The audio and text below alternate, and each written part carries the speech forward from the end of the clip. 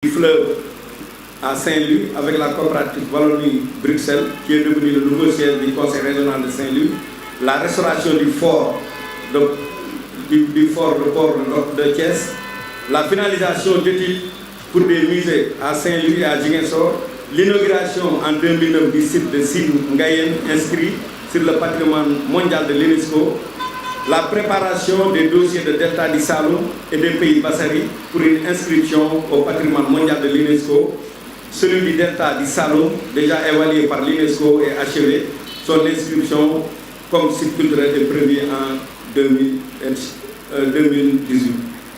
Achèvement de la numérisation des archives culturels, l'organisation à Dakar de la réunion du lancement du second cycle du rapport périodique du patrimoine mondial sur l'Afrique, extra. Donc, voilà quelques points qui constituent des acquis sur le plan culturel que le Sénégal a connu. Mais compte tenu de tous ces acquis aussi, il faut souligner qu'il y a des manquements très graves actuellement au niveau de la culture. Aujourd'hui, la culture n'a jamais été aussi liquide que sous le programme du Sénégal émergent. On a investi beaucoup d'argent.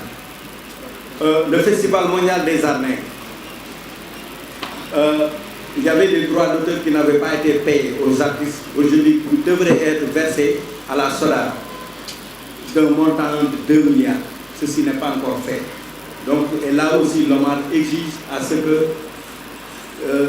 le droit soit dit pour que les artistes entrent dans le fonds.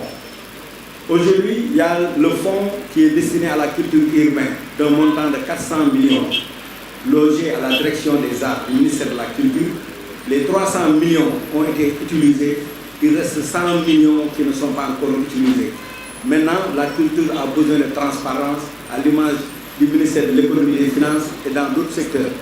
La culture est un instrument, il faut le valoriser, il faut quand même que les acteurs culturels ne soient pas considérés comme des mendiants qui errent dans les rues. Donc, ceci dit, la SODAV a besoin aussi d'appui. Parce que compte tenu de son travail qui est extrêmement sérieux, parce que ne serait-ce que la collecte au niveau des radios, des télévisions, il y a beaucoup de radios qui refusent de payer les droits d'auteur. Et là, nous demandons à l'État du Sénégal de pénaliser, d'en faire un délit pénal. Parce que ce n'est pas normal que des radios et télé utilisent les œuvres des artistes et refusent de payer ça. Et aussi au niveau des régions, beaucoup de radios, de télévision ne payent pas les droits d'auteur. Donc, il y a beaucoup de manquements qui sont liés à la culture.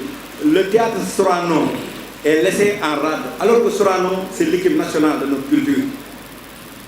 La direction de Sorano fait tout pour payer son personnel, pour aider ceux qui travaillent là-bas, mais malheureusement, il manque une volonté politique. Il manque, malgré ce que le PSE, comme programme, a mis sur la réflexion et aussi l'accompagnement du théâtre national Sorano, rien n'a encore fait à ce niveau. Donc nous sollicitons au niveau de l'État du Sénégal quand même de prendre en compte ce bijou qui appartient à toute la culture sénégalaise. Donc là, à mon résumé, qui donne la parole à M. Tange Tanyan, moi aussi, pour l'économie de ce qu'il voudrait vous dire, abandonné à Patricia Giuseppe et Lamine Ndiaye. Merci.